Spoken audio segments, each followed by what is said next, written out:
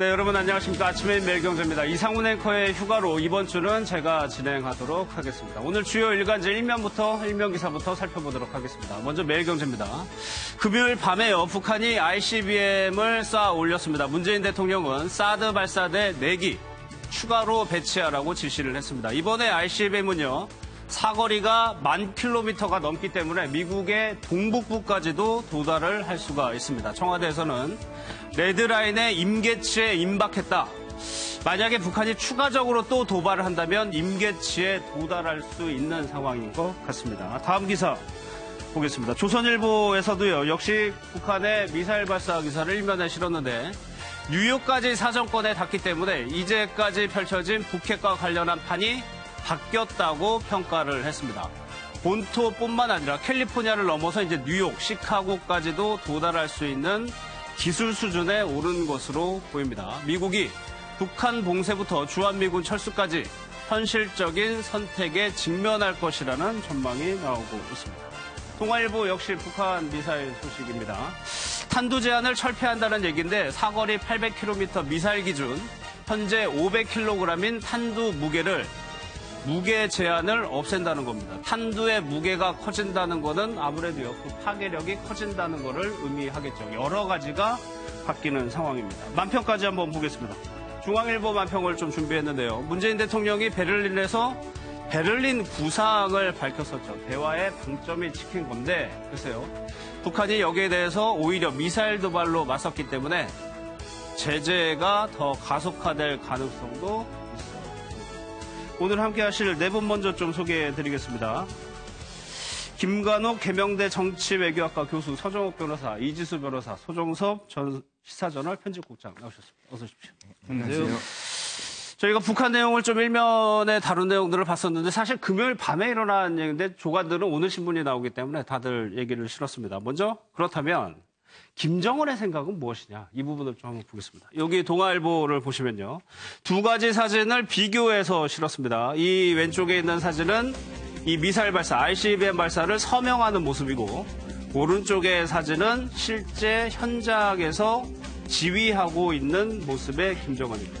이 두 사진을 보면 조금 김정은의 표정이 좀 달라요. 그렇죠. 그러니까 서재에 있는 그 사진은 굉장히 이제 좀 침착하고 뭔가 준비하는 그런 표정이고 반면에 이제 지휘소에서 책상에서 있는 표정은 굉장히 상기돼 있는 긴장하고 있는 그런 표정인데 전반적으로 우리가 김정은을 평가할 때 지금 CIA 국장도 얘기했지만 미친 사람은 아니다.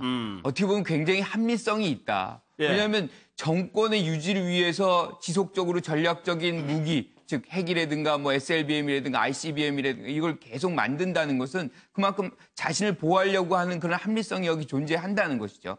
그래서 이 지금 사진 두 개에서도 보면 뭔가 뭐 한국에서 뭔가 대화 제의를 하고 있지만 자기는 자기 길을 간다는 굉장히 명백한 자기 로드맵이 따로 있는 것 아닌가 뭐 이런 생각을 하게 하는 것이죠.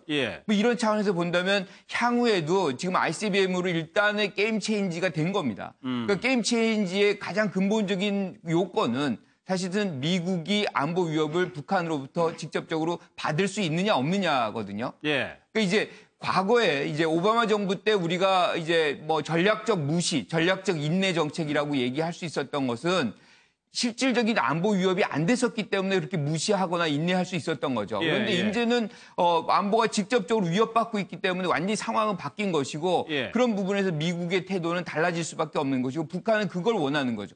이제는 우리도 핵 보유국으로 인정해달라. ICBM 날릴 수 있는 국가로 인정해달라. 뭐 이런 인정투쟁을 지금 하는 것이고 그런 장면에서 향후에는 또 다른 어떤 게임 체인지로 불릴 수 있는 SLBM. SLBM이 핵 잠수함에 들어가게 되면 실질적으로 뭐 맨하탄 옆에서 쏠 수도 있는 부분이거든요. 이제 이런 것들의 어떤 도발이 이어질 가능성도 우리가 배제할 수는 없는 것이죠. 실질적으로 서해안에 뭐 북한의 잠수함이 떴다는 보도도 있었죠. 그렇다면 김정은의 생각은 미국 본토에 핵무기를 떨어뜨릴 수 있는 기술 수준까지는 어쨌거나 그걸 갖추겠다. 우리가 대화하자 뭐 하자 그런 거 다 상관없이 그런 생각일까요? 그렇죠. 저는 대화와 협상으로 바로 북한 핵을 포기시키는 건 불가능하다. 따라서 그 문재인 대통령이 베를린 구상이잖아요. 이것도 근본적인 수정이 필요하다 봅니다.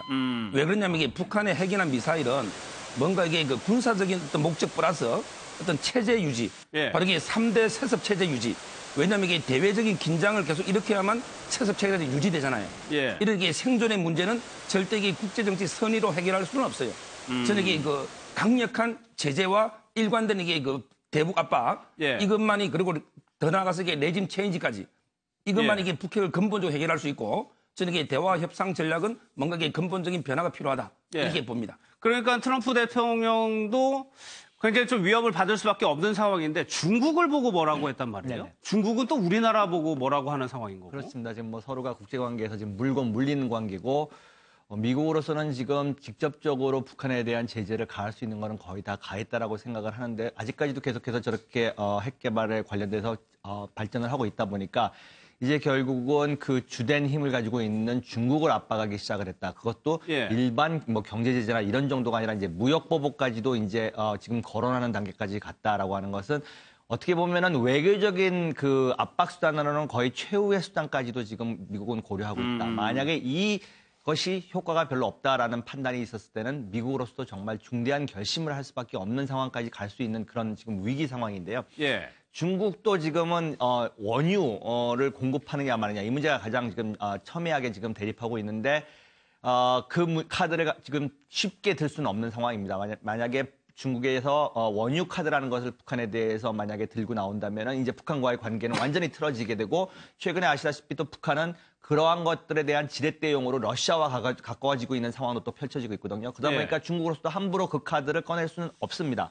그러다 보니까 이제 또 한국은 또 중간에 있는 아주 애매한 위치가 됐고 잠깐 이제 서 변호사님께서 지적하신 부분에 대해서 이제 제재와 어떤 압박을 통한 어떤 그 북한을 이제 핵 개발을 저지하는 것이 가장 효과적이지 않느냐라는 것은 사실은 지난 9년 동안 그런 정책은 계속 해왔음에도 불구하고 그것 역시 별 실효가 없다라는 게 거의 입증된 상황이기 때문에 지금 문재인 정부로서도 지금 대화라고 하는 카드를 끝까지 놓을 수가 없는 이유는 그렇지 않은 경우 대화를 포기하는 순간 정말로 한반도에 어떤 위기가 닥칠지는 뻔히 보이는 상황이기 때문에 그 카드를 쉽게 버릴 수 없다라는 점을 말씀드리고 싶습니다. 좀 힘든 문제입니다. 그럼 미국이 중국을 압박하는 건 중국이 미국 시장에서 어마어마한 이익을 취득해 가는데 그거를 막아서 그 작용으로 지렛대로 북한을 압박하겠다는 건가요? 그렇죠. 원래 이제 트럼프 대통령으로서는 이 북핵 문제를 해결하는 부분에서 중국을 어느 정도 압박하면 중국이 결국 움직여서 북한의 이 핵 개발, 미사일 개발 부분을 막아주지 않겠냐라고 좀 아마 어떻게 보면 좀 쉽게 생각을 했던 것 같은데 일단 지금 김정은은 뭐 그런 거에 관계없이 내 갈 길을 가겠다라고 계속 그냥 그 과거에 무슨 뭐 이 청나라가 우리나라 쳐들어올 때 그 딱 이 서울만을 보고 말 달려왔던 것처럼 뭐 그런 식으로 지금 그냥 미사일 핵 개발 여기에 대해서 전력하고 있지 않습니까? 그러니까 미국으로서는 아마 조금 더 중국을 압박할 수 있는 마지막 카드를 쓸 겁니다. 어쨌건 현 단계에서 무력을 사용하지 않고 일단 가장 효과적인 방법은 결국 중국을 압박해서 중국이 북한을 압박해서 이 문제를 해결하는 그것이 거의 유일하다고 보기 때문에 더 압박을 할 텐데 만약에 그것도 현재 단계로 봤을 때는 그렇게 중국이 적극적으로 나설 가능성이 높지 않다라고 보여지기 때문에 그렇게 되면 미국은 두 개의 선택에 이제 직면을 하게 되는 거죠. 첫째는 북한과 전격적으로 대화에 나서는 겁니다. 직접 대화하는 방법. 그렇습니다. 그 방법이 있고요. 두 번째는 이제 군사력을 사용하는 건데 군사력을 사용하는 부분은 저는 현실적으로 쉽지 않다라고 보여집니다. 우리나라의 입장도 있는 것이고 또 군사력을 사용한다면 그것이 단지 그 이른바 핀셋 공격 이런 것이 사실상 불가능하다고 보여지기 때문에 그것은 상당히 이 동북아에서의 어떤 도미노 전쟁 흐름으로 갈 위험성이 대단히 크기 때문에 오히려 그것보다는 북미가 전격적인 어떤 이 대화 국면으로 갈 가능성도 있다. 뭐 그렇게 생각합니다. 알겠습니다. 뭐 비원비 전략 자산들이 뭐 전개를 하고 군사적인 옵션 얘기도 조금씩은 나오고 있습니다. 그렇다면 김정은은 앞으로 어떻게 할 것이냐?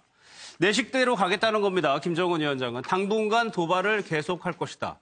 김가루 교수님, 여기 기사 내용을 보면 지금 북한은 축제 분위기라는 얘기가 나옵니다. 그렇죠. 일정 부분 뭐 ICBM도 지금 성공을 뭐 했다고 평가할 수 있는 거 아닙니까? 자기들이 원하는 것들이 이제 실현이 된 것이고 그것이 가장 주 목적은 미국을 위협하는 것이거든요. 그래서 미국을 자기들의 어떤 대화 파트너로 그러니까 그 정도의 어떤 다른 국가들은 지금 중요하지 않은 겁니다. 북한의 입장에서는. 미국과의 어떤 대화, 그 안에서 자신들이 원하는 이익, 가장 중요한 거는 정권의 유지죠. 우리 정권을, 김정은 정권을 유지하고 싶다. 뭐 이 부분을 이제 인정받으려고 하는 것인데 이것이 미국 입장에서 그거 해줄 수 없는 거 아닙니까? 지금 핵보유국도 인정해 줄 수 없는 것이고 그래서 이제 그 방면으로 쓸 수 있는 건 지금 말씀하신 대로 사실 두 가지. 대화하거나 아니면 뭐 군사적 수단을 쓰거나 하는 건데 둘 다 지금 쓸 수 있는 카드가 없습니다. 아닌 상황이죠. 저렇게 막 도발을 하는데 대화하자. 미국 체면으로 그럴 수 있는 상황도 아니고요. 여태까지 트럼프 대통령이 했던 것과는 굉장히 상치되는 어떤 접근이기 때문에 할 수가 없는. 그러다 보니까 이제 중국을 더 압박하게 되는 거죠. 근데 중국이 실질적으로 다른 어떤 국가보다도 미국에 대한 대외 무역 의존도가 높습니다. 17%에 해당되는 것이고 여전히 굉장히 큰 거죠. 그러니까 이거를 이제 지렛대로 해서 압박을 하면서 두 가지를 같이 노릴 것 같아요. 그러니까 하나는 실질적으로 무역의 어떤 적재폭을 이걸로 해서 뭐 예컨대 환율 조작국을 지정한다거나 아니면 추가 관세를 부과한다거나 중국 상품에 그렇게 해서 실질적인 어떤 경제적 이득을 얻어가는 방법도 있고 그렇게 압박을 통해서 중국의 어떤 이 북한에 대한 압박 강도를 높이게 하는 그런 수단으로 쓸 수 있는데 어제도 이제 우리가 TV에서 봤지만 시진핑 주석도 막 군복을 입고 나와요. 그랬죠. 열병식을 했죠. 열병식을 하죠. 그리고 무기를 막 전략 자산들을 막 보여줍니다. 이거 그렇게 트럼프 대통령이 생각하는 것만큼 중국이 만만하게 움직이지 않을 수 있다는 얘기들을 지금 보여주는 거거든요. 그래서 우리의 입장은 여러 가지 중첩적으로 지금 굉장히 어려운 상황에 놓여 있는 것이고 그런 상황에서 굉장히 침착하게 좀 대응할 필요가 있다. 제재라는 것이 북한, 그러니까 특히 김정은 위원장이 위협이 될 정도가 돼야 뭔가 효과가 있는 건데 전혀 그런 걸 신경 쓰지 않고 있단 말이에요. 북한 내부에서도 체제 유지를 위해서 굉장히 분위기를 고조시키고 있고 김정은 위원장에게 콕 집어서 좀 위협이 될 만한 제재가 있다고 보세요? 제가 보기에 거의 없는 것 같아요. 왜냐하면 이게 우리가 독자 제재한다 해도 독자 제재 수단도 별로 없고요. 아마 이게 미국이 제재한다 해도 뭐 세컨더리 보이콧이나 일부 있지만 그런 게 일부 경제적인 피해는 볼 수는 있겠어요. 그러니까 북한은 상당히 폐쇄 경제고 내수이기 때문에 아마 이게 큰 타격은 없고요. 대신 이게 핵은 저는 당분간 도발을 계속하는 게 아니고요. 바로 이 김정은 위원장 있는 사 절대 도발, 절대 이게 포기 안 합니다. 한번 생각해 보세요. 만약에 핵과 미사일이 없으면 김정은 체제가 유지될 수 있겠습니까? 존재 목적이 없어진다는 그렇죠. 거죠. 저는 이게 체제 유지 생존의 우리나라도 이게 핵이 생존의 문제지만 북한에도 핵은 생존의 문제예요. 경제적인 일부 피해가 있더라도 저는 이게 절대 포기 안 하고요. 그리고 이게 대화와 협상으로 핵무기를 해결한다. 이거는 저는 정말 이게 순진한, 이게 불가능한 목표로 봅니다. 끝까지 이게 예를 들어 옛날에 이게 김대중 대통령도 베를린 선언하고 그다음에 2000년에 1차 남북 정상회담, 2007년에 노무현 대통령도 정상회담을 했어요. 바로 이게 햇볕 정책 폈어요. 근데 핵이 해결됐습니까? 근본적으로? 저는 이게 대화로서는 한계가 있고 일관된 압박을 하면 언젠가는 이게 체제가 교체되고 그러면 이게 해결되지 않을까 이렇게 보고 있습니다. 압박을 통해서 체제를 변경시킨다는 거는 김정은을 끌어내리겠다는 얘기죠. 그 외에는 이게 김정은이가 북한에게 통치권을 장악하고 있는 상황 절대 포기할 리는 없다. 아니, 김정은을 그러면은 끌어내리려면 군사적인 옵션이잖아요. 민중봉기로 그게 끌어내리지는 않을 거 아니에요. 그러니까 당장 뭐 군사적 옵션은 여러 가지 리스크 때문에 저는 힘들다 보지만 일관되게 제재와 압박을 하다 보면 뭔가 이게 뭐 밑으로부터 혁명이 있을 수도 있는 거고 예를 들어 이게 다양한 또 변화가 있을 수 있기 때문에 일관된 자세가 저는 필요하다. 이렇게 보는 거죠. 일관된 제재와 압박, 그게 이제 지난 9년 동안 써왔던 겁니다. 그게 오바마 이제의 뭐 전략적 인내, 뭐 이것과 상통하는 건데 결국 우리가 결과적으로 본다면 핵무기 숫자만 늘어나고 ICBM이라든가 SLBM이라든가 전략 자산만 늘어난 겁니다. 그러니까 이제 그런 부분들을 우리가 조기에 사실은 어떤 대화 국면을 만들고 이런 것들을 조치를 좀 하고 그랬다 그러면 그렇게까지 안 갈 수도 있다는 생각을 해봐요. 그런데 지나치게 이제 방치했다는 것이 오히려 우리가 어떻게 보면은 맞는 표현일 수도 있습니다. 그러다 보니까 그 북한 정권에서는 그 길 외에는 없었기 때문에 그 길로 해서 이제 계속 노력을 하다 보니까 이 정도 역량이 만들어진 것이고 결국엔 우리가 이렇게 뒤늦게 더 큰 재앙 같은 이런 것들을 지금 감내를 해야 되는 부분이 있기 때문에 결국엔 지금은 제재의 시간은 맞습니다. 하지만 어떤 경우든 조건이 맞는다면 사실 대화의 어떤 틀은 다시 만들 필요가 있다. 뭐 책임론이야 뭐 지난 대선에서도 많이 얘기가 나왔으니까 그만하도록 하고 앞으로 문제, 그러니까 모든 판은 북한이 좌우한다는 게 문제가 있는 것 같아요. 만약에 북한이 8월에 추가적인 도발을 한다고 한다면은 상황은 더 걷잡을 수 없이 갈 가능성이 높거든요. 이준수 변호사께서는 핵실험 할 거라고 보세요? 핵실험의 가능성이 없지는 않다고 봅니다. 그러니까 지금 뭐 최근에 이제 쏘아올린 ICBM도 이제 미국의 압박이 더 한층 강화되자 이제 그거에 대한 어떤 대응으로서의 메시지가 있다라고 지금 전문가들이 많이 해석하고 있는 것을 봤을 때 여기에 또 추가적인 국제적인 어떤 공조를 통해 가지고 압박이 가해졌을 경우 또 한 번의 반발. 이제 그걸 상상할 수 있는 거는 이제 핵실험이겠죠. 6차 핵실험 정도가 그다음 국제사회의 어떤 압박에 대한 대응으로서 나올 수 있는 카드인데 그랬을 때는 이제 정말로 미국 입장에서는 이게 레드라인, 소위 말하는 임계치를 넘어가는 게 아닌가라는 많은 분들의 어떤 분석이 있습니다. 예. 이거는 정말로 수용할 수 없는 단계. 북한에서도 이 부분은 아마 잘 알 겁니다. 지금 북한이 그러니까 이 레드라인이라는 게 있다라는 걸 인지하고 있고 이것이 어디까지인지 계속해서 지금 접근을 하고 있는데 자기네들도 그것을 넘어가기에는 부담이 되는 것만큼은 사실입니다. 또 한 가지 지금 말씀하신 부분에 대해서 잠깐만 보충 설명을 드리면 아직까지도 외교 카드로서 사용되지 않은 우리가 그렇기 때문에 미국이나 한국이 중국을 중요하다라고 생각하는 것이 북한 같은 경우는 원유는 100% 해외 의존입니다. 그것도 네. 상당 부분 거의 40% 가까이를 중국에 의존하고 있는 상태에서 아직까지도 원유 송유관에 대한 그 수도꼭지를 잠그지 않고 있습니다. 그렇죠. 과거에도 이것을 잠궜을 때 3일 만에 북한이 어쩔 수 없이 대화의 창구로 나온 적이 있습니다. 사실은. 과거의 경험으로도 중국의 이 원유 송유관이라고 하는 것은 북한 경제의 절대적인 젖줄이기 때문에 상당한 영향력을 미칠 수 있기 때문에 그 카드를 한국이나 미국은 또 한 번 쓰기를 원하는 상태인데 중국이 그 카드를 꺼내기를 지금 주저하고 있다는 거죠. 지금 그 문제가 있고 그렇기 때문에 뭐 꼭 반드시 지금 핵 개발을 통해서 계속해서 간다. 아직까지는 원유 공급이라는 카드가 남아 있다라고 봅니다. 말씀이시죠? 네. 알겠습니다. 그러는 와중에 문재인 대통령이 어제 휴가를 떠났죠. 원래 예정대로라면 그제 갔었어야 되는데 이제 북한의 미사일 때문에 어제 갔습니다. 그런데 어제 청와대에서 북한이 미사일 발사 사실을 26일에 알았다라고 얘기를 했습니다. 그런데 손익 구세요. 만약에 이 청와대 말이 맞다고 한다면 좀 이해 안 가는 구석이 있거든요. 26일 날 보고를 받았으면 27일 그 다음 날 사드에 대해서 일반 환경 평가를 하라고 했단 말이에요. 근데 문재인 대통령은 사드 4기를 추가 배치하라고 미사일 발사하고 지시를 내렸고 앞뒤가 좀 안 맞는 거 아니냐는 얘기입니다. 그러게 아마 청와대에서의 저 부분은 26일 날 알았다라는 부분이 과연 정확하게 그 자강도 무평리에서 발사한다라는 그것을 알았다는 얘기인지 아니면 어느 정도 발사할 것이다라는 것을 어느 정도 우리는 예측하고 있었다라는 정도인지 모르겠는데 지금 나온 언급상으로 보면은 그러니까 자강도 무평리에서 쏜다는 것을 우리는 알고 있었다라는 식으로 이제 이야기가 나왔던데 저는 그게 좀 적절치 않다. 그래서 사실관계도 과연 맞나 하는 부분에 좀 의문이 들어요. 그렇다면 만약에 실제로 26일 날 알았다고 한다면 그러면 또 이제 그 이후에 대응에 대해서 사실은 굉장히 문제가 될 수 있거든요. 그러니까 지금 사드에 대해서 일반 환경 영향 평가를 하겠다라고 이제 국방부가 발표한 게 28일입니다. 그리고 나서 바로 그 다음 날 이제 북한이 미사일을 쐈지 않습니까? 그러고 나서 문재인 대통령이 4기를 임시라도 추가 배치해라라고 바로 지시를 했단 말이에요. 이런 일련의 대응 과정이 국민들이 보기에는 뭔가 과연 좀 이 북한에 대한 정보 분석, 그 상황 판단 이런 것이 지금 적절하게 이루어지고 있는가? 과연 왜 국방부는 그 시점에서 굳이 그러면 일반 환경영향 평가를 발표했어야 되는가?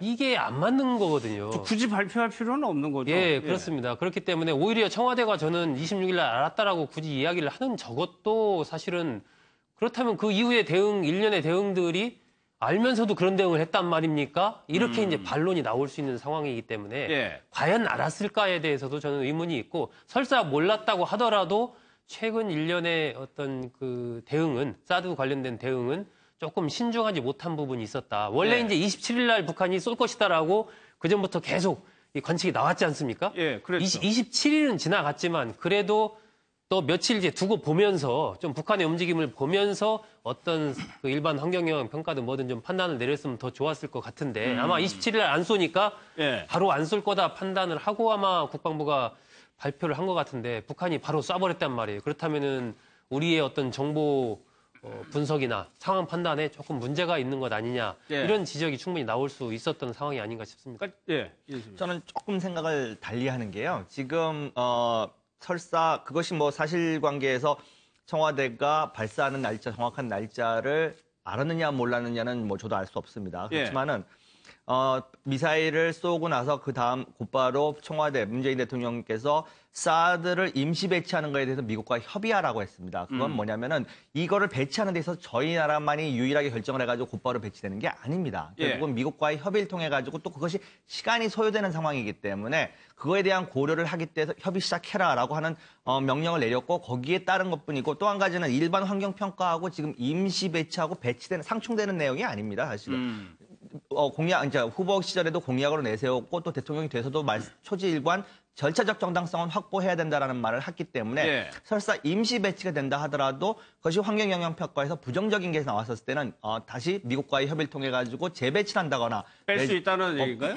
뭐 빼는 것까지 한반도 내에서 완전히 뺀다는 것까지는 뭐 외교적인 문제 때문에 어려울 수도 있지만 환경영향평가가 긍정적인 그러니까 부정적인 거에 대한 거를 충분히 전달을 할 수 있을 것이고 재배치가 가능하지 않을까. 그렇기 때문에 환경영향평가라는 게 또 하루아침에 이루어지는 게 아니고 거의 1년 가까운 시간이 소요되는 거기 때문에 그 부분에 대한 개시를 갖다가 이야기한다는 것 자체가 과연 상충되느냐라는 거에 대해서 저는 상당히 좀 다른 생각을 하고 있습니다. 사실 이 얘기는 이 북한이 미사일을 발사한 다음에 한미 간의 대응 방안이 굉장히 신속하게 나왔기 때문에 뭔가 준비된 거 아니냐라는 의문에서 이렇게 대답을 한 측면도 있는 것 같아요. 그럴 수도 있죠. 뭐 26일 날 알았다 몰랐다 이거는 크게 중요한 것 같진 않아요. 그리고 지금 말씀하신 대로 지금 사드 문제는 6월 4일 날 정부 합동 TF가 있습니다. 그게 6월 4일부터 시작을 한 것이고 아마 이때쯤 거의 결론이 났던 것 같아요. 그래서 소규모 이제 환경 영향 평가를 일반 환경 평가로 한다. 뭐 이런 건데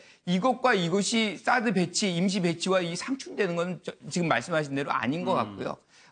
뭐 지금 뭐 말씀하신 대로 사드의 문제가 지금 북한이 어떤 도발을 한다 이런 상황에서 모든 것을 막아줄 수 있는 그런 환경도 아니거든요. 그렇죠. 하나의 조치에 불과한 것이죠. 그러니까 지금 문 대통령이 제일 먼저 했던 것은 1시에 NSC를 소집하고 2시에는 미국과 한국의 합참의장이 서로 통화를 합니다. 그리고 5시 45분에 한미 연합 미사일 발사 무력 시위를 하죠. 이런 것들은 국민들에게 분명히 이런 어떤 북한의 도발에 대해서 한국과 미국이 상당히 공조하고 있는 것이고 어떤 상황에서건 대처할 능력이 있음을 보여주는 것이거든요. 그런 측면에서는 지금 우리가 이걸 26일 알았다, 28일 알았다 그런 의미는 큰 차이가 없는 걸로 언제든 우리는 이런 상황에서 대처할 능력이 있고 미국과의 어떤 협력 관계는 굉장히 강고하다는 걸 보여주고 있는 것이죠. 그러니까 저는 이게 26일 알았다는 부분이 있잖아요. 이게 저는 상당히 좀 믿기 어려운 게 바로 이게 세 가지 이유인데요.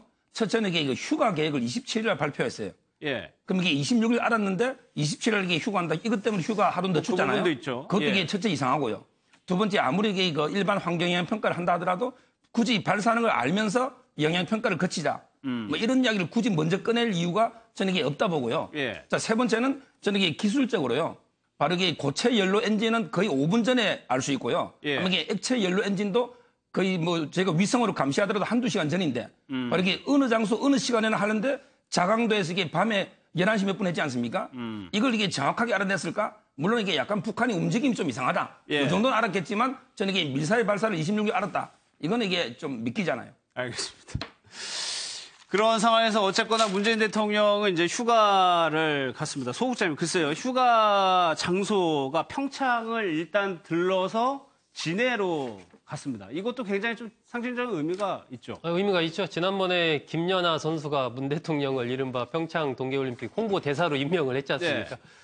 지금 평창 동계올림픽이 200일도 안 남은 이런 상황인데 사실은 입장권 어떤 예매 현황이나 이런 부분도 기대보다는 좀 못 미치고 있고 국민들의 관심도 생각보다 높지 않은 그런 상황이기 때문에 아마 대통령으로서 이게 굉장히 중요한 지금 올림픽 이후에 88 올림픽 이후에 굉장히 중요한 큰 행사인데 좀 많은 국민들이 관심을 가졌으면 좋겠다라는 측면에서 굳이 또 대통령이 평창을 하루 들러서 여러 가지 시설도 돌아보고 이런 모습을 보여줌으로써 국민들에게 이제 홍보를 크게 한번 하는 거죠. 하고 나서 진해의 해군기지로 가서 거기에서는 이제 바로 어떤 군 관련된 시설이기 때문에 어떤 위급 상황이 발생하면 북한에 또 새로운 도발을 한다거나 무슨 새로운 상황이 발생하면 즉각 조치가 가능한 그러한 시설을 갖춰 놓고 좀 쉬면서 이번에는 정말 푹 쉬면서 여러 가지 상황을 좀 다시 점검을 해보고 앞으로 상황 부분에 대해서 생각해본 그야말로 쉬는 휴가를 하겠다라고 이제 대통령이 그렇게 이야기를 했습니다. 예. 뭐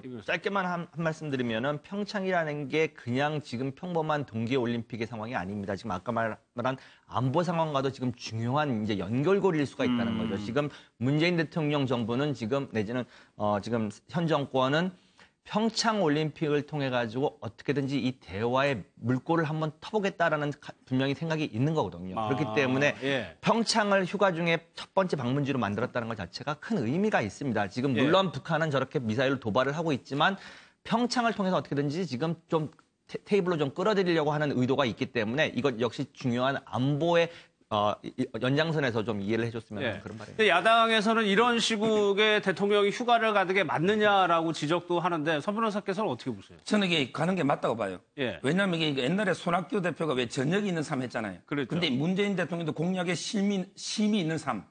저는 이게 왜 필요하냐면 저는 이게 그 휴가 부분이 아무리 이게 북한 미사일이 뭐 심각하고 하더라도 휴가 중에도 이게 요즘 얼마든지 미국 대통령도 보면 휴가 중에도 이게 긴급 상황에는 대응이 가능하거든요.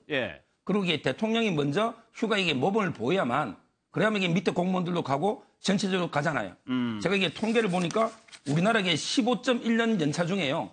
평균 7.8년 한 절반밖에 못 써요. 7.81. 예. 15.1 중에. 그다음에 두 번째 우리나라 근무 시간이 2114시간인가? OECD 중에 멕시코 다음으로 두 번째로 이 근무 시간이 많아요. 굉장히 높죠. 그렇죠. 저는 이런 상황에서 이게 생산성이나 효율성이 안 오른다 보거든요. 그래서 왜냐하면 이게 미사일 위기는 상시에 있는 거예요. 따라서 이게 저는 휴가를 가고 그다음에 거기서도 항상 긴급 대응 태세는 갖추고 이게 필요하다 봅니다. 이제 저는 대통령이 휴가 가야 되는 이유가 다른 건데 이게 안 가면 이게 심각하다고 국민들 받아들여요. 굉장히 불안하다라는 불안감이 시그널을 준다는 훨씬 더 거죠. 증폭됩니다. 그러면 이게 긴장감이 훨씬 더 커지는 거죠.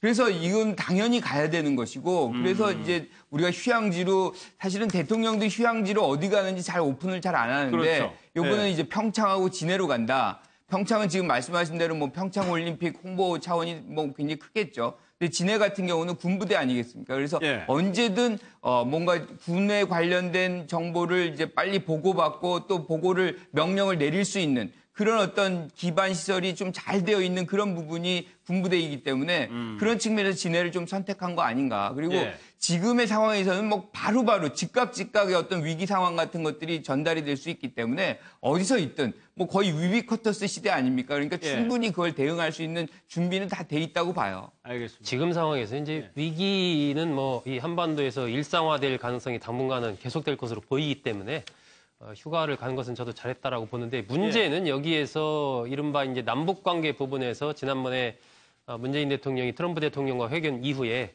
운전대를 우리가 잡았다라고 이제 하는 그런 해석들이 쭉 나왔지 않습니까? 말도 나오고. 근데 지금 보면은 그러니까 정부가 계속해서 남북 군사회담이라든지 적십자 회담, 뭐 이산가족 상봉 많은 제안을 하고 있지만 북한은 우리는 미국만 상대한다. 이걸 이제 노골적으로 지금 얘기를 하고 있단 말이에요. 그런 속에서 과연 우리가 어떻게 하면 이른바 북한에 남한을 통하지 않고는 니들 대화하기 어렵다라는 그 구조를 어떻게 짤 건가.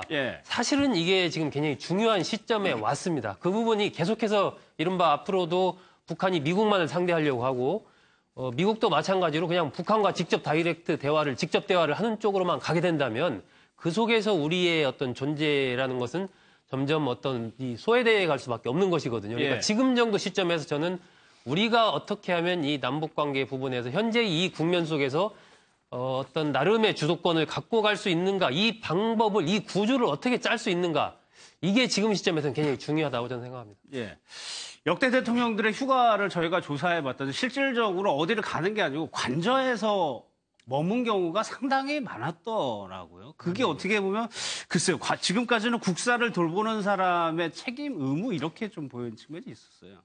그렇습니다. 뭐 지금까지도 그리고 현재도 대통령이 휴가를 간다고 해서 사실은 그 복잡다단한 그 어떤 국정을 머릿속으로부터 잊어버릴 수가 없는 위치지 않습니까? 그러다 보니까 그냥 회의를 좀 덜 한다거나 내지는 장소를 청와대가 아닌 다른 데에 가 있다라는 것 정도의 의미이지 지금과 같이 위중한 상황 또 게다가 또 이것뿐만 아니라 지금 우리가 산적해 있는 난제들이 많이 있지 않습니까? 그런 것들을 다 총체적으로 책임을 지고 집행하는 위치에 있는 분이 뭐 내지는 어떤 연락이 끊어질 수 있는 정말로 일반인이 생각하는 어디 가가지고 휴양지에서 이렇게 편하게 지낼 수 있는 위치는 분명히 아닙니다. 그러다 보니까 아무래도 관저에 있는 게 좀 연락이나 이런 거에 있어서 편하다 보니까 이제 그런 거 쪽으로 아마 선호를 하는 것 같은데 그럼에도 불구하고 역시 아까 여러분들이 지적해줬듯이 생산성 증대를 위해서 잠시나마 휴식을 취하는 것 자체는 중요하다고 보고요.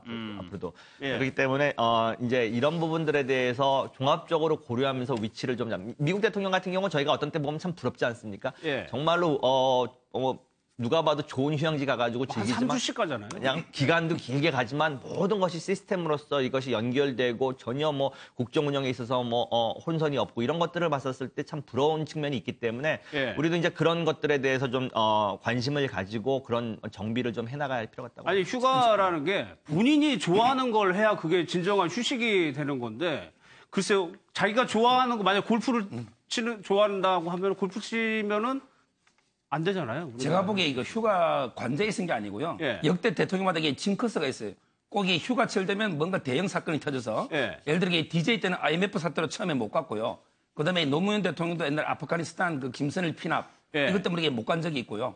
그다음에 그 뭐 이명박 대통령도 옛날에 왜 그 독도 영유권 문제나 폭우 문제 때문에 못 간 적이 있고요.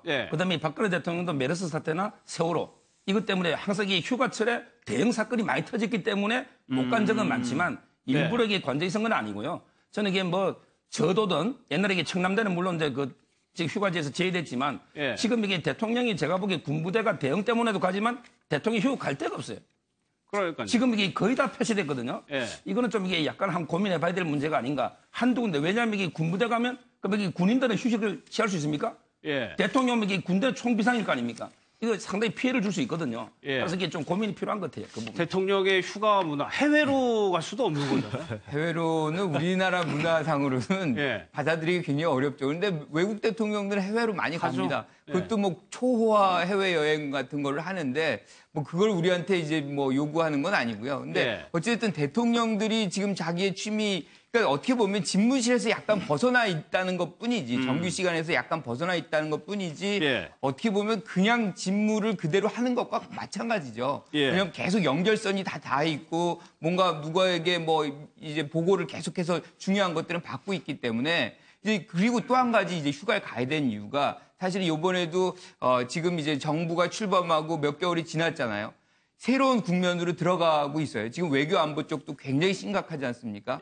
거기다가 이제 정국도 새로운 정국으로 이제 진입을 해야 되는데 개헌 문제는 어떻게 할 건지 그리고 정국을 어떻게 다룰 건지 새로운 어떤 정국 구상 같은 것들이 사실 면밀하게 될 필요가 있는 시점에 있다는 측면에서도 이런 어떤 휴가 기간에 아마 휴가가 제대로 안 될 겁니다. 그래서 그런 부분들을 아마 고민을 많이 하고 그런 생각들을 좀 구체화하는 시간으로 활용하지 않을까 그렇게 생각이 좀 드네요. 아마 휴가는 뭐 결국 의지의 문제 아닐까요? 그러니까 원래 예정됐던 휴가 기간에 큰 사건이 발생하면 그때는 연기하더라고. 그 이후에 갈 수도 있지 않습니까? 근데 대부분 역대 대통령들은 안 가는 쪽을 선택을 했고 역대 대통령들 중에 이명박 전 대통령은 관저에서 보낸 적은 없거든요. 휴가 때. 그렇지만은 박근혜 전 대통령 같은 경우는 관저에서 보낸 그 휴가 기간이 제일 길었고 노무현 전 대통령도 관저에서 일부 보내고 또 외부 휴양지에서 일부 보내고 이런 식으로 했었는데 저는 우리도 마찬가지죠. 예를 들면 휴가를 보낼 때 서울서 그냥 있는 경우와 서울을 일단 딱 벗어날 때의 느낌이 완전히 다르지 않습니까? 해방감을 주죠. 그러니까 일단 대통령부터 저는 휴가를 꼭 쓰되 관저에 계시지 말고 일단 어디든 가야 된다. 서울을 떠나서 다른 데로 가는 휴가 이걸 해야 된다라고 생각을 하고 대통령의 휴가지와 관련해서도 아까 이제 서 변호사도 언뜻 얘기했지만 예를 들면 뭐 문재인 대통령 같은 경우 양산에 자택이 있으니까 거기서 하실 수도 있지만 그렇지 않은 대통령들의 경우는 사실 갈 데가 그것도 좀 문제인 것 같아요. 저도 이제 청남대를 여러 차례 가봤지만 청남대 같은 경우는 정말 굉장히 좋지 않습니까? 여러 가지 공간 자체도 그렇고 휴식할 수 있는 그런 시설들도 많이 돼 있고 그래서 주민들에게 돌려준다라는 이런 부분들도 좋은데 어떤 한 부분은 좀 이런 대통령의 휴식처 이런 부분이 좀 필요한 것 아닌가 하는 그런 생각도 좀 같습니다. 알겠습니다. 사회명 기사들을 좀 살펴보도록 하겠습니다. 어제 조금 놀랄만한 일이 벌어졌는데 열차가 운행 중에 있었는데요. 너트 모양의 쇳덩어리가 이렇게요. 열차를 향해서 날아왔습니다. 이 너트가 굉장히 큽니다. 무게는 10kg에 달하고 가로 세로가 20cm 가량이니까 직접 맞으면은 굉장히 생명에도 위협을 가할 수 있는 크기인데 이게 왜 날라갔을까요? 그쪽에 제가 보기에는 이거 상당히 큰 범죄인데요. 예. 아마 이게 고의로 저는 공사장에 쓰는 그 물건을요. 고의로 이게 철로 올리는 게 아닌가 이런 의심이 들 정도로 큰 문제인데 예. 이건 이게 법적으로 보면요. 우리나라는 이게 그 1960년에 형법 만들 때 일본 형법을 거의 그대로 가져왔거든요. 예. 근데 일본에서는 철도 같은 게 보호하는 게 옛날에 우리 만주사변도 철도 때문에 났지만 상당히 엄벌에 처해요. 따라서 이게 법적으로 평가해보면 만약 고의로 선로에 올려놨다면 이건 이게 형법 186조에 보면 선박이나 기차 교통방해죄는 특별 규정이 있어요. 예. 일반 교통방해보다 선박이나 기차는 가중하는데 이건 이게 1년 이상 유기징역 1년 이상입니다. 예. 20년이니까 1년 이상이 되고요. 그다음에 더 중요한 거는 저게 날아가서 유리창을 깨뜨리고 예. 사람이 이게 7명이 다치잖아요. 이건 이게 188조에 보면 교통방해 치사상죄, 즉 교통방해를 해가지고 사람이 다치거나 죽었다. 이게 바로 결과적 가중범이라거든요. 교통방해 플러스 사람이 다쳤다. 예. 이럴 때는 이게 무기징역까지 무기징역 플러스 아, 그래요? 3년 이상. 아주 이게 교통방해 치사상을 처벌하기 때문에 저거는 제가 보기에 철저하게 조사를 해서 예. 반드시 이게 엄벌에 쳐야 된다. 이래 봅니다. 아주 굉장히 위험한 중요한 행위죠. 문제. 그러니까 이게 지금 가정에 누군가가 열차를 향해서 던졌을 가능성은 없다. 왜냐하면 굉장히 무겁기 때문에. 그러니까 어딘가에 열차가 지나가던 데 튀어 올라왔기 때문에 들어갔을 가능성이 높다는 건데 누군가 고의로 올려놨을 가능성인 거죠, 일단은. 그러니까 지금 여러 가지 가능성이 제기가 되고 있죠. 저게 이제 가로 세로 한 22cm 정도 되고 무게가 아까 말씀하신 대로 10.2kg 정도 되는데 예. 10kg라는 부분이 일단 가볍진 않죠. 무겁죠. 그렇죠. 하지만 또 그렇다고 누군가 이 던질 수 없는 무게는 아니에요. 그러니까 실제로 외부에서 누군가 던졌을 가능성이 하나 있는 것이고 예. 두 번째는 누군가 그러면 고의로 또 철로에 저런 부분을 올려놨을 가능성이 있습니다. 세 번째는 누군가 고의는 아닌데 어떤 작업을 하거나 아니면 뭘 하다가 저것을 떨어뜨리려고 갔을 가능성도 있는 것이거든요. 제대로 뭐 수거를 안 했다고. 네, 수거를 안 하고 남아있는 그것이 이제 기차와 부딪히면서 튀어 올라와서 유리창을 때렸을 가능성도 한 세 가지 정도로 그렇게 볼 수 있을 것 같은데 예. 일단 당국에서는 누군가 던졌을 가능성이 현재로서는 그렇게 높지는 않다라고 그러니까 달리는 보고 열차에서 던져서 맞힌다는 건 상당히 쉽지 않으니까. 그러니까요. 그리고 굉장히 그렇게 되려면 의도성이 있어야 되는 것이고 아마 굉장한 본인으로서도 엄청난 위험 부담을 갖고 던지는 거 아니겠습니까? 어떤 예, 결과가 예. 올지 뻔히 알기 때문에 그래서 그런 가능성은 높지 않다고 보고 저것이 이제 철로에서 튀어 올라서 유리창을 때렸을 가능성. 그러니까 전에도 보면은 저 정도 크기는 아니지만 조그만한 돌 같은 것들이 이제 기차가 달리면서 탕탕 튀죠. 예, 튀어가지고 유리창에 탁탁탁 맞는 이런 경우, 그런 경우들은 종종 발생을 했기 때문에 아마 그런 그 경우 아니겠는가. 그러니까 무슨 작업 과정에서 저걸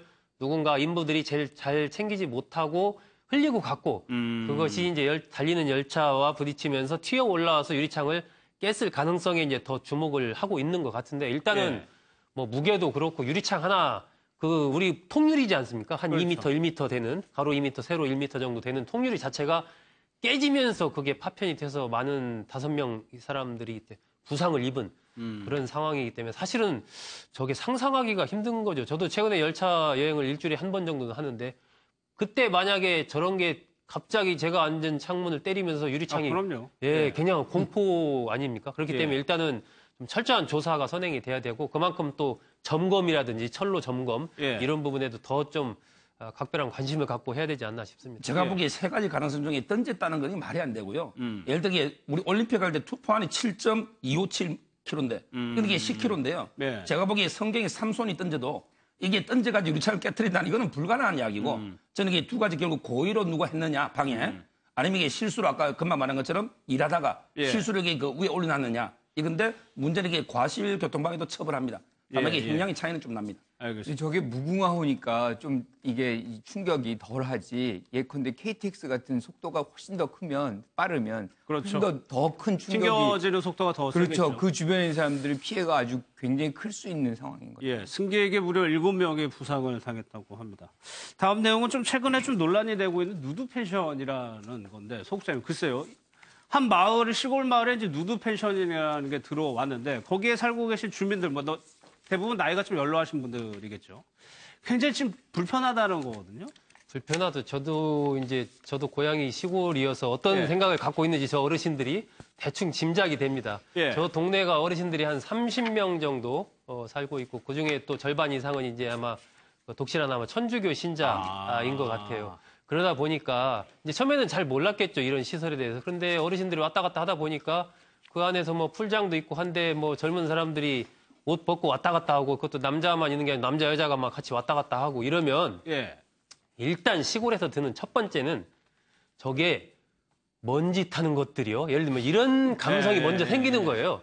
이게 뭐 법적으로 저게 바람직한가? 법적으로 제재를 할 수 있나? 문제가 이런 걸 떠나서 그 동네의 어떤 쭉 내려온 문화적으로 봤을 때 이건 받아들이기가 힘든 겁니다. 일단 이게 왜 이래 이게 나라가 망조가 들었어? 예를 들면 어르신들이 그런 식으로 이제 그런 얘기 많이들 하시죠. 그런 식으로 말씀을 하시는 거기 때문에 이게 좀 법적으로 위법하냐, 위법하지 않냐. 이것은 이제 저희가 여기 앉아서는 얘기를 하지만 시골 동네 입장에서 본다면 그 법과 관계없이 이러한 부분을 받아들일 수가 없는 거예요. 정서적으로. 정서적으로. 그렇다 보니까 이제 어르신들이 이 법적으로 뭐 여러 가지 쉽지 않다 막 이러다 보니까 바닥에 뭐 출입 금지도 써놓고 거기다가 이제 뭐 갖다가 아예 그냥 출입을 못 하도록. 그러니까 콘크리트를 타설을 한다니까. 타설해서 아예 그냥 출입 자체를 막아버리고. 이제 이러한 부분이기 때문에 사실 이 부분은 저는 계속해서 이른바 자연주의 단체 거기에서 유지하기가 아마 쉽지 않을 겁니다. 그런데 이 누두촌에 들어간 사람은 굉장히 법리적으로 얘기를 하고 있단 말이에요. 이런 자유가 있는 거 아니냐라고 항변하고 뭐 그쪽에서 지금 하는 주장을 봤었을 때는 법적 검토도 지금 거의 끝나고서는 지금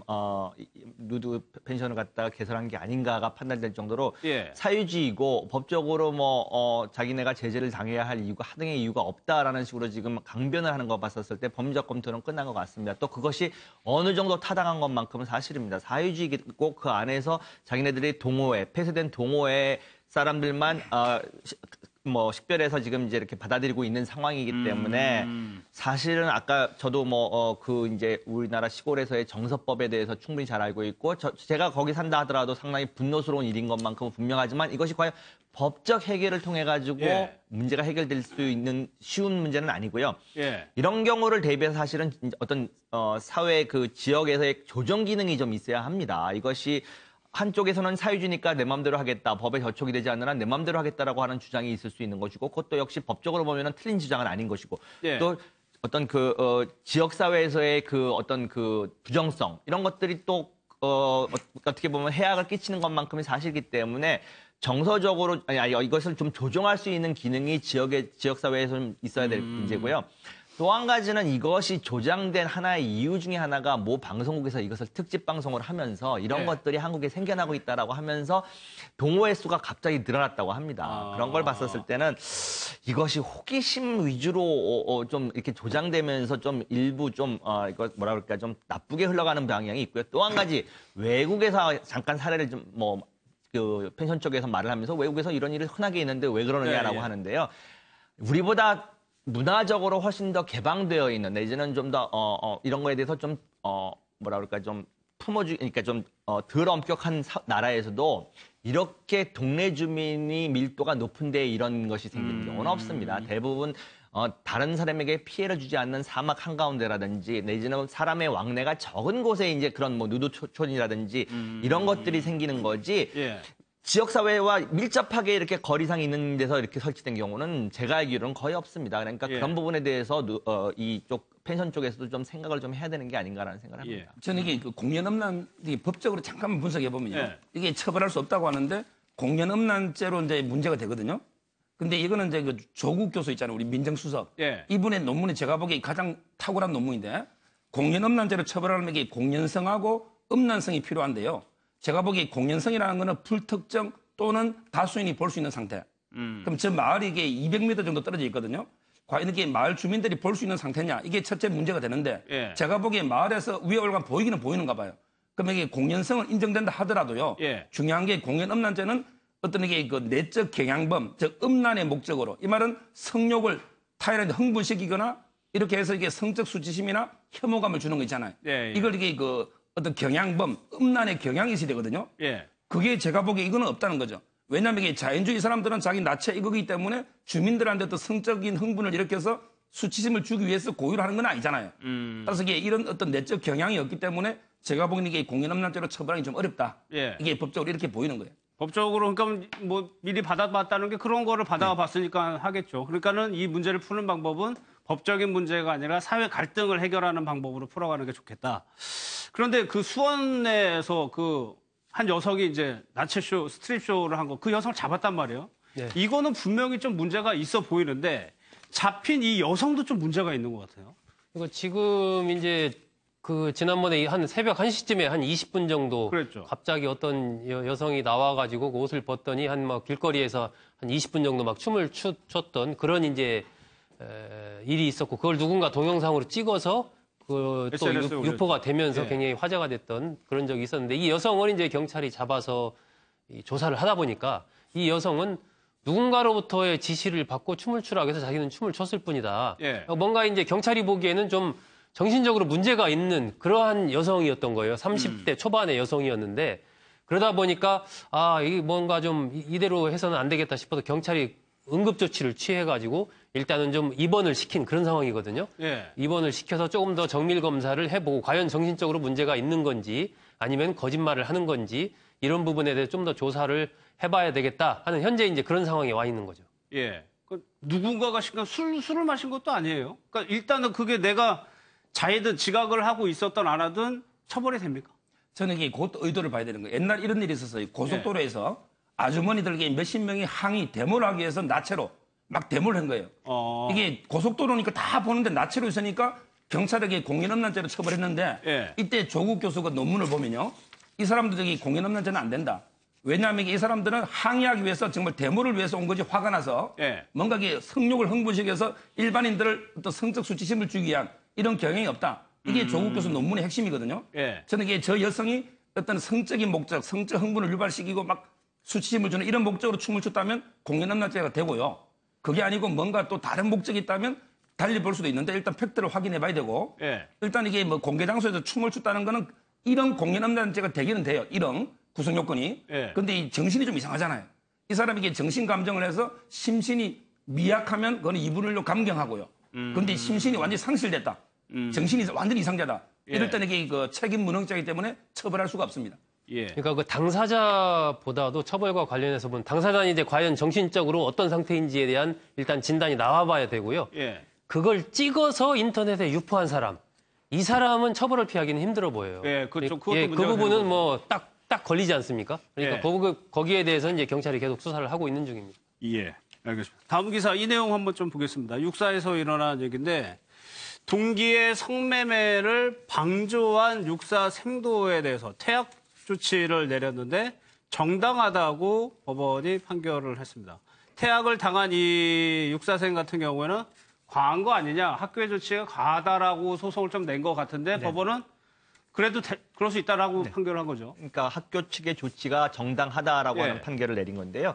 사실관계를 조금 더 명확하게 알아야 할 필요가 있는 게 지금 그 퇴학 처분을 받은 생도 같은 경우에는 이것이 수차례에 거쳐서 이제 그 다른 동기생에게 이제 모태솔로라고 이제 약 올리면서 약을 올리면서 계속해서 야, 너 모태솔로를 벗어나기 위해서라도 성매매를 수차례 부추겼습니다. 수차례. 뿐만 아니라 돈을 또 일부 송금을 함으로써 직접적으로 그 돈을 가지고 이제 성매매를 하는 어떻게 보면 방조범이죠. 그리고 엄연히 성매매는 범죄입니다. 우리 사회에서 성범죄는 위법 행위이기 때문에 그 위법 행위를 하도록 돈을 댔다라는 것은 방조범이기 때문에 그것도 역시 위법을 저지른 거고요. 그것에 대해서 법원은 위법 저질렀기 때문에 어떻게 보면은 그 육사생도로서 퇴학 처분을 하는 것은 정당하다.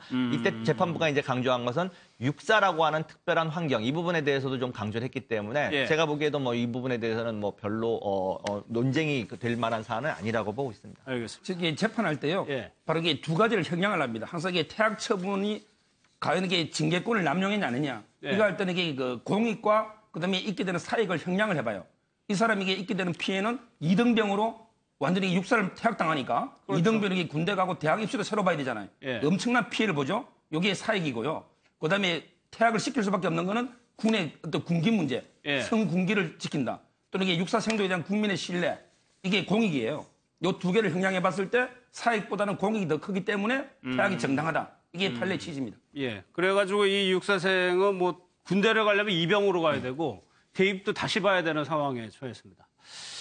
조윤선 전 장관의 무죄 판결, 블랙리스트 무죄 판결에 대해서 의문이 이제 계속적으로 제기가 되니까요. 이제 이 내용이 있었는데 김관욱 교수님, 이 내용은 뭐냐면 조윤선 수석의 부하 직원들, 비서관들이 다 조윤선 전 수석에게 유리한 증언을 했다. 그렇죠. 그러니까 지금 증거가 없는 것이 가장 결정적인 거거든요. 블랙리스트의 형성과 집행에 있어서 얼마나 역할을 했는지 조윤선 장관이, 전 장관이. 근데 그거에 증거가 없는데 오히려 반대로 정관주 뭐 비서관이라든가 전 비서관이라든가 이런 분들은 과거에 무슨 TF 과정 속에서 이 조 전 수석이 했던 역할들이 별로 없다라고 오히려 증언을 해줍니다. 그러다 보니까 실질적으로 증거가 없는 상황에서 오히려 역할은 없었다는 얘기를 하기 때문에 법원의 입장에서는 이거를 유죄로 내릴 수가 없는 것이죠. 그리고 이제 제일 먼저 이제 우리가 얘기할 수 있는 것은 2014년에 이제 정무수석으로 들어갔을 때 당시에 이제 뭐 단체에 보조금 주는 그런 어떤 배제하는 그런 TF 회의가 있는데 그 문건을 보고서는 조 전 수석이 굉장히 얼굴이 굉장히 나빠졌다, 어두워졌다.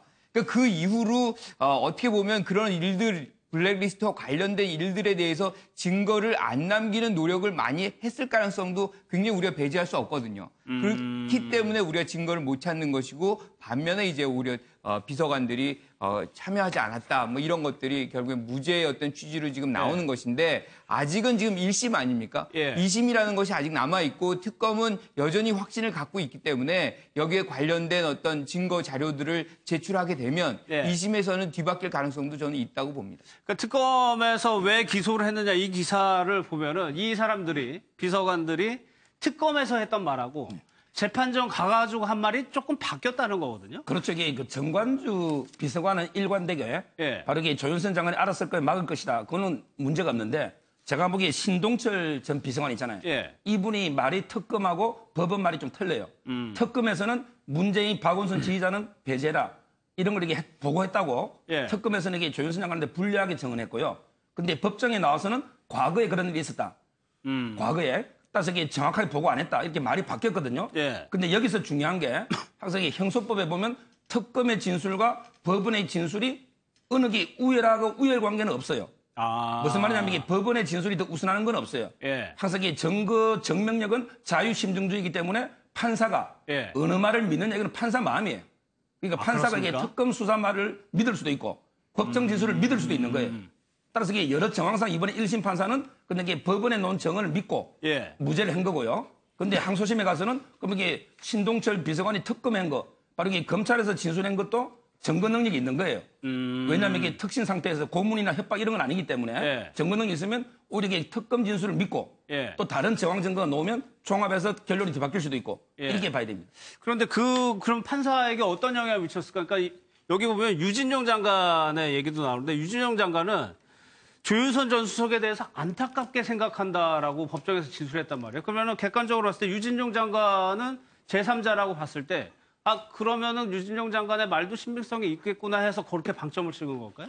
오히려 유진용 장관 같은 경우에는 제3자라기보다는 조윤선 장관에게 불리한 진술을 할 가능성이 더 큰 사람임에도 불구하고 이 모든 일들은 조윤선 정무수석이 오기 전에 다 이루어졌다라고 증언을 했기 때문에 아마 제가 보기에는 아까 말씀드린 뭐 신동철 비서관이라든지 정관주 비서관의 증언보다도 이 사람은 분명히 조금 더 불리한 진술을 할 수 있는 위치에 있는 상황임에도 불구하고 불리한 진술이 안 나왔다는 게 재판부한테는 상당한 어떤 그러니까 무죄를 내리는 데 있어서 영향을 준 게 아닌가라는 저는 판단을 합니다. 근데 이제 뭐 앞으로 이제 뭐 2심도 진행될 것이고 제가 보기에는 뭐 3심까지도 갈 거라고 생각되는데 이것이 지금 종합적으로 지금 증언들이 나왔었을 때 아까 변호사님도 말씀하셨듯이 과연 2심 재판부마저도 조윤선 장관의 그 당시에 있었던 정무수석이라고 하는 위치라는 것에 대한 고려가 다시 될 수 있다는 거죠. 지금 보면은 소위 우리가 이제 좀 조윤선 패싱이 일어난 게 아니냐. 이 주변에서는 다 알고 있었고 보고가 다 이루어지고 협의가 이루어졌는데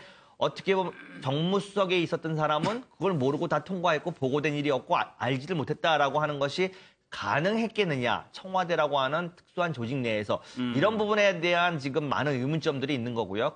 그러다 보니까 이제 그 부분에 대한 2심 재판부의 판단이 이제 주목되는 부분이 되겠습니다. 다음으로. 그러면 이제 재판 결과를 보면은 저희는 조윤선 전 장관이 박근혜 전 대통령의 거의 뭐 신뢰를 받는 사람인 줄 알았는데 실질적으로 업무에서는 약간 좀 배제됐다는 거 아닙니까? 그러니까 이게 이제 어떤 시간을 한번 역산해서 돌아가 보면요. 예. 이 김기춘 전 비서실장이 이른바 블랙리스트를 만들어라라고 사실상 지시한 것이 2014년 1월 달입니다. 2014년 1월 달이고 그 당시 정무비서관은 신동철 비서관이었죠. 예. 그리고 이제 조윤선 전 장관이 정무수석으로 오는 시기는 2014년 6월이거든요. 그리고 이제 신동철 정무비서관이 정관주 정무비서관으로 바뀌는 시기는 2014년 10월이에요.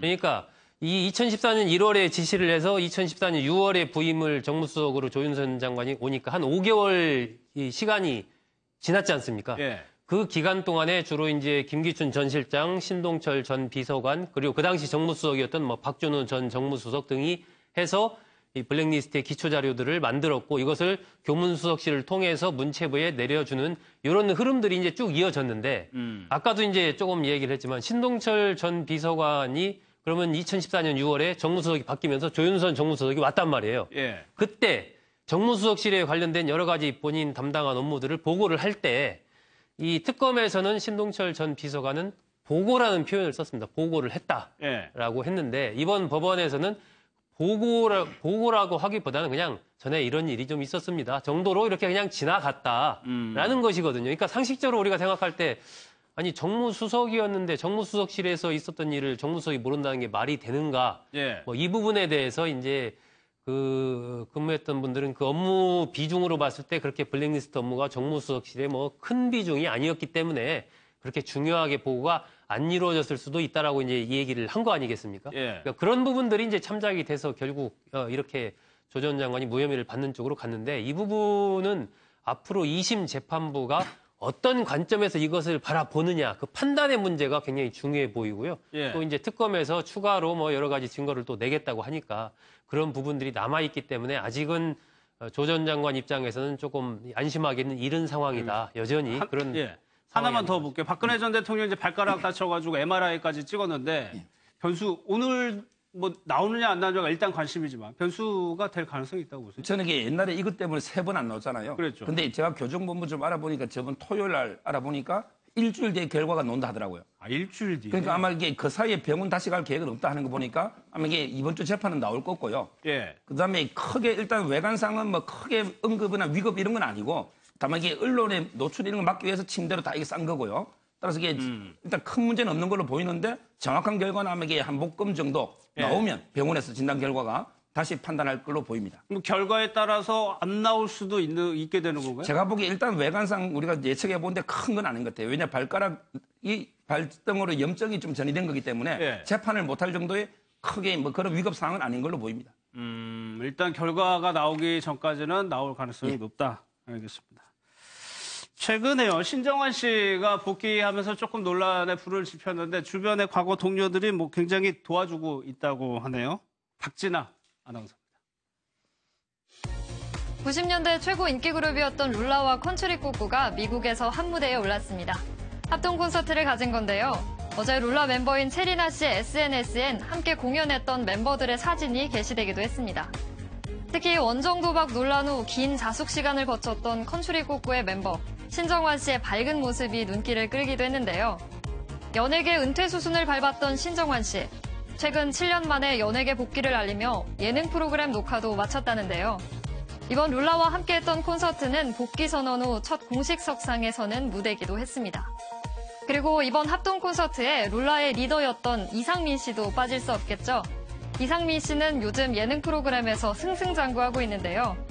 과거 사업 실패로 빚더미에 앉은 후 힘든 시간을 겪기도 했지만 최근 채무자 캐릭터인 궁상민이란 별명으로 예능 대세로 우뚝 자리 잡았습니다. 또 이상민 씨는 예능인 브랜드 평판 1위에 오르기도 했는데요. 이 정도 추세라면 비청사는 금방일 것 같네요. 계속해서 대담 이어가겠습니다.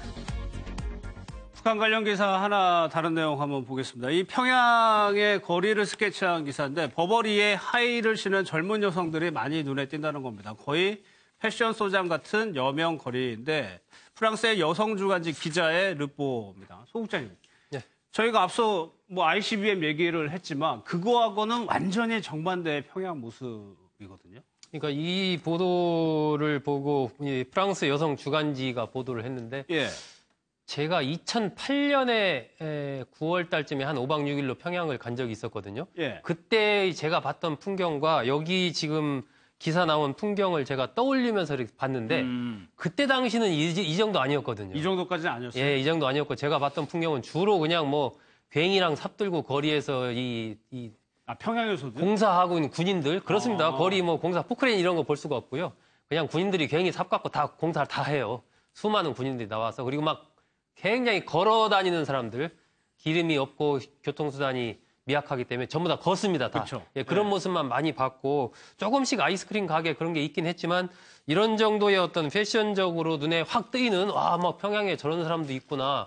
뭐 이런 정도는 아니었는데 아마 그 몇 년 지나면서 지금 한 7, 8년 지나지 않았습니까? 그러면서 좀 이런 부분에서 많이 나름대로 발달된 거 아닌가 싶은 생각이 들고 그리고 평양이라는 지역 자체는 일종의 이제 북한으로서는 특권층들의 구역. 그렇죠. 이거 특히 여명거리 같은 데는 그야말로 당 고위 간부의 자제들이라든지 그야말로 정말 북한 체제를 움직이는 그 핵심 인물들의 자제들이 움직이는 그러한 곳이 이제 여명거리이기 때문에 아마 그런 점을 감안을 해서 이것을 봐야 될 것 같고요. 북한의 최상위층이 사는 동네. 그렇습니다. 그렇기 때문에 뭐 하이힐에 뭐 귀걸이에 여러 가지 패션도 뭐 어떤 외국 패션 버금가는 이런 패션을 하고 있다. 뭐 이런 보도가 이루어지는데 물론 과거에 비해서 달라진 모습이기는 하지만 그렇더라 하더라도 이 특별한 어떤 구역에서 특별한 사람들의 그런 패션이다. 만약 평양을 좀 벗어나서 보면은 완전히 다른 풍경이 또 펼쳐지기 때문에 그런 부분들을 또 감안해서 이 뉴스를 봐야 될 것 같습니다. 예. 지금 뭐 사진에 찍힌 모습 내지는 그 기자가 취재한 곳은 분명히 말씀하신 것처럼 특권층, 아주 일부 계층의 모습인 것만큼은 분명해 보입니다. 그다음에 또 평양이라고 하는 것이 원체 어떤 집권 세력과 관련이 있는 사람들만 거주하는 곳이기 때문에 이제 그런 모습은 있는데 북한 경제를 연구하는 사람들이 최근에 이제 공통적으로 하는 이야기가 있습니다. 지금 원시자본 축적 단계라는 게 이제 경제발전 단계에 서 있는데 원시자본 축적 단계를 넘어가서 이제 지금 여기에서 산업자본 단계로 넘어가는 요 과정에 있는 게 아닌가라는 평가를 합니다. 지금 그러니까 예전에 지금 이제 사유재산을 일부 인정해주고 시장 장마당 같은 거를 서게 해주지 않았습니까? 그러면서 이제 일부 부유층들이 생겨나는 거죠. 사실은 경제발전 단계에서 이제 이런 부유층들이 생겨나면서 사회 양극화도 형성되고 그것이 이제 다음 단계인 산업자본화 단계, 소위 말해서 이제 그것들이 자본이 축적돼서 공장을 짓는 그런 단계로 접어드느냐 마느냐. 일부 그 북한 경제를 연구하는 분들은 산업자본 초기 단계에 접어들었다라고 진단하는 분들도 있고 아직 거기까지는 가지 못했다. 하지만 원시자본 축적 단계는 접어든 것 내지는 상당한 성숙 단계에 들은 것만큼은 분명해 보이는 여러 가지 징조가 보인다라는 말을 했었을 때 이제 이와 같은 소비 패턴 뭐 사실 우리가 알고 있는 것보다 더 많은 스마트폰들의 보급률이라든지 이런 것들이 그러한 내용들을 분석할 수 있는 그런 근거가 된다라고 저는 보고 있습니다. 그러니까 자본주의가 들어가고 있다는 얘기죠. 그렇죠. 다른 나라들도 마찬가지지만 양극화가 북한에도 이제 심화되고 있는 겁니다. 그런데 지금 말씀하신 대로 한 7, 8%의 경제 성장을 하고 있다는 거예요. 지금 최근에. 이런 경제 봉쇄 상태에서도. 근데 이제 왜 이런 명품족이 생기느냐. 특권층인데 그래서 우리가 미국이 이제 유엔 안보리에서 제재할 때 내용 중에 하나가 명품을 수출 못하게 해요. 근데 그 이유가 일종의 크로니 계급들에게 그걸 주는 거거든요. 그렇게 해서 그들에게 어떤 충성심을 받아내는 겁니다. 그래서 이 분들도 어떻게 보면은 제가 보기에 거의 특권층의 부인들이라든가 뭐 이런 사람들이죠. 그렇게 해서 이 사람들의 어떤 이 로열티, 충성을 받아내고 그 힘으로 이제 권력을 유지하려고 한다고 본다면 오히려 어떻게 보면 더 불안정성이 가중화되고 있는 추세라고 봐도 과언은 아닙니다. 그러니까 전반적으로 좋아져야지 특수한 소수만 이렇게 해서 뭐 명품을 걸치고 이런다는 징표가 나왔다는 거는 오히려 그들 아주 소수에게 의지해서 권력을 유지하려고 한다는 측면이 부각되는 것이기 때문에 어떻게 본다 그러면 이게 이제 더 북한의 어떤 정권 유지 차원에서는 부정적 표시일 수도 있다. 저도 이게 북한의 두 가지를 말씀드리면 저는 이게 북한의 양극화가 우리나라보다 이게 더 심하다 봐요. 예를 들어 이게 지니 개수라는 게 있잖아요. 이게 중국이 보면 남아프리카 공화국 브라질 다음에 중국이거든요. 그래서 이게 사회주의권이 원래 빈부격차가 진짜 훨씬 심해 특권층이. 저는 이게 북한의 정확한 그 통계는 없지만 지금 이게 북한에 보면 5, 6억짜리 막 고급 아파트들이 대동강변에 많이 들어서고 있어요. 그래서 이게 빈부격차가 심하다 보니까 저런 문제가 생기는 거고요. 두 번째 중요한 게 2013년에 이게 북한 형법이 개정이 됐어요. 이때 보면 이게 바로 자본주의 문화, 나만의 TV를 본다든지 인터넷을 한다든지 이게 핸드폰을 한다든지 이렇게 자본주의 문화와 접촉을 했을 때 옛날에 이게 5년 이하에서 10년으로 2배 형량이 가중됐거든요. 상당히 체제 위기를 보기 때문에 아주 이게 외부와 통제를 하고 있습니다. 예, 알겠습니다. 마지막 기사 한번 보겠습니다. 군함도라는 영화 개봉하면서 굉장히 흥행몰이를 하고 있습니다. 몇백만 지금 벌써 돌파했다고 하는데 소국장님, 일단은 그 효과는 강제징용에 대한 문제에 대한 관심은 일으키는 데는 성공했는데 고증이 철저하지 못했다는 비판이 상당한 것 같아요. 예, 특히 뭐 역사에 관심 있는 사람들이 보니까 블로그라든지 SNS에 그런 글들을 많이 올렸더라고요. 그러면서 그냥 어떤 실망감도 또 표현을 하고 이렇게 하던데 저는 글쎄 일단은 이 영화를 통해서 군함도라는 그 자체의 존재 그것을 많은 국민들이 알게 됐고 그리고 그를 통해서 어떤 강제징용의 문제점, 일제강점기 시대의 일제의 어떤 잔혹성 이런 것들을 다시 한번 생각해보는 계기를 줬다. 그 자체로 어떤 역사적인 부분에서 역할은 다 한 것 아닌가. 그러니까 이 영화에 대해서 영화는 어쨌든 영화 아니겠습니까? 너무 큰 기대를 하지 말자는 거기에 대해서 뭐 말씀이신데? 이게 어떤 역사적인 다큐 이런 게 아니기 때문에 거기에까지 너무 과도한 어떤 역사적인 그 ABC에 맞춘 이런 것들을 요구한다라는 것은 그것도 좀 무리가 아닌가. 저는 그냥 이 영화는 군함도라는 존재 그리고 그 강제징용의 문제점 이런 것들을 부각시키는 그리고 그 일제가 세계문화유산으로 등록한 그 일본이 등록하고 나서 약속을 안 지키고 있다라는 부분을 우리 국민들이 또 정확하게 다시 한번 보면서 일본을 비판하는 이런 정도까지는 갔지 않습니까? 이 영화로. 저는 그런 정도를 통해서 어떤 역사적인 부분은 상당한 의미를 줬다라고 생각을 하고요. 영화는 영화로 그냥 봐주는 게 좀 맞지 않나 싶습니다. 이 변호사님은 어떻게 생각하세요? 저도 역시 대부분 지금 소국장님의 의견에 동감을 합니다. 영화 물론 많은 관객들은 또 국민들은 사실 저희도 옛날에 한국사를 배울 때 그 강제징용의 부분에 대해서 이야기만 들었지 구체적으로 시간을 들여가지고 배우지를 못합니다. 그랬는데 요번에 이제 이 군함도라고 하는 영화를 통해서 그 강제징용의 어떤 심각성 이런 부분에 대해서 사실은 인터넷을 더 찾아보게 되고 이런 계기가 된 건 분명하거든요. 이 영화를 통해서 우리가 강제징용을 너무 피상적으로만 아는 게 아니었나. 뭐 이런 반성도 해보면서 인터넷을 통해 가지고 그 당시에 있었던 실상 같은 것들에 대한 어떤 접해볼 수 있는 기회가 늘어난 것만큼은 분명합니다. 그렇기 때문에 영화라고 하는 것이 이 문제의 끝이라고 볼 수는 않습니다. 지금 우리 국민들이 이제 위안부 문제뿐만 아니라 그 당시 일제 치하 때 겪었던 많은 어려움들을 자꾸 부각시켜 줌으로써 사회적 문제화 될 수 있는 이런 데 공헌했다라고 봅니다. 알겠습니다. 7월 31일 아침에 매일 경제는 여기서 마무리하겠습니다. 고맙습니다.